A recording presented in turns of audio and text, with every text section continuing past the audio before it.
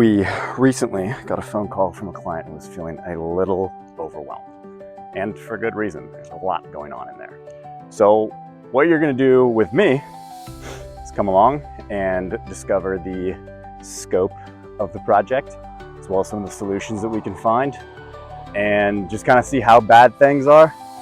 These are commonly referred to as zombie houses, and we don't love that, and so we're also going to try and find a little better name for it. Come on inside, let's take a look around. Well, as you can see, our first problem is junk removal. So, what's the solution? Remove the junk. How do you go about doing that? So what we like to do is give 3 different bids. It just keeps them honest, keeps them competing.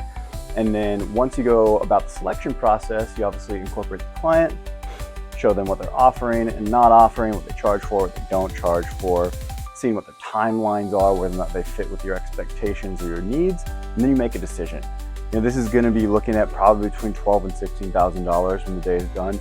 And it's not just this room, it's like this all over the place. Let me show you around a little bit. Problem 2, we got a couple of cars. We have pickup truck, this one is red Chrysler back here.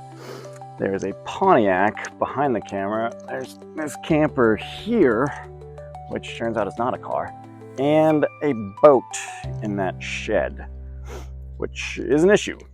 That being said, we are working with a nonprofit called Cars for Kids to get them donated.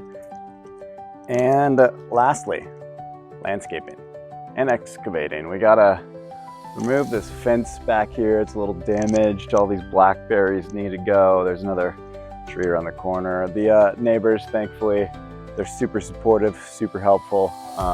We're hoping there's a height difference between this yard and the neighbor's yard. We're hoping to grade it, but we'll see. But that's just more bids.